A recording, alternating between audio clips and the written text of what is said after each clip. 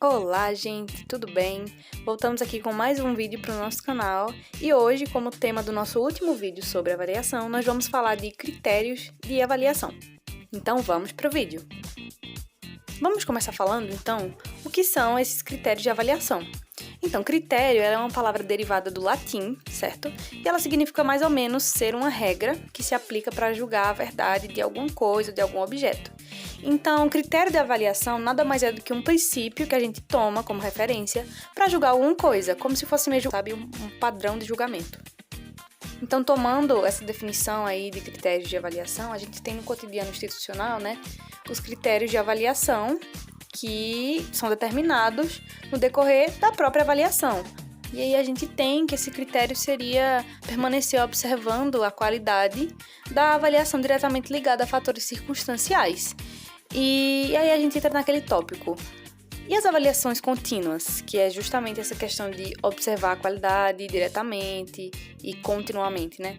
E aí a gente tem que, dentro do atual sistema adotado pelas escolas, instituições brasileiras principalmente, que essas avaliações contínuas elas são pouco praticadas por causa da falta de experiência, no caso do tutor, do professor, e essa falta de experiência está ligada diretamente na observação dos alunos mesmo, nas atividades que são propostas. Por exemplo, uma exposição oral, ou uma atividade em grupo, ou uma atividade de campo, esses tipos de atividade que essa avaliação contínua seria de extrema importância, porque o aluno vai estar se movimentando o tempo inteiro, vai estar interagindo o tempo inteiro, então seria muito importante que acontecesse essa observação.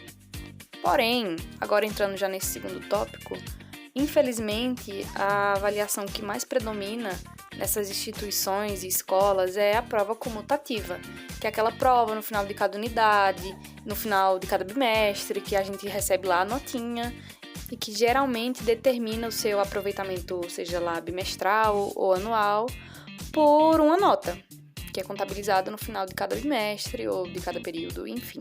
Mas aí a gente sabe que a avaliação ela é um método utilizado para verificar o conhecimento do aluno, da pessoa que você está ali orientando.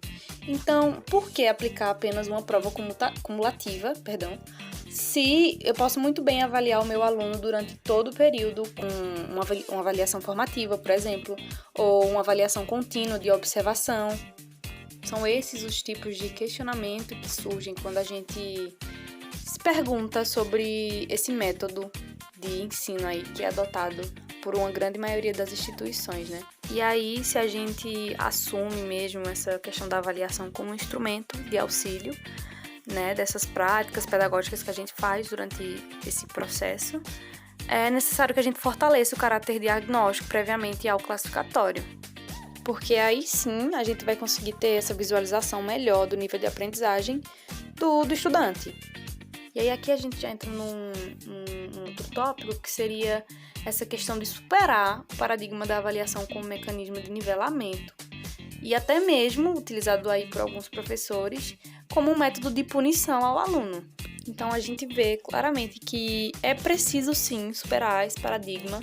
E eu falo isso não generalizando, porque não são todos os professores que fazem isso, obviamente, mas é necessário que ocorra essa superação para que essas pessoas, de fato, comecem a trabalhar com o conceito de avaliação formativa, por exemplo, né, que é aquela atividade que o professor vai utilizar como um instrumento de reflexão sobre os resultados da aprendizagem e não ficar somente nesse método cumulativo, né, que é esse método mais tradicional de prova e tira uma média final disso aí.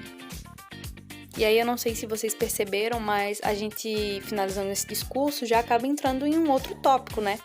E se o problema não for a questão do aluno não conseguir aprender o que está sendo passado, e se o problema for, na verdade, a minha metodologia ou a minha didática?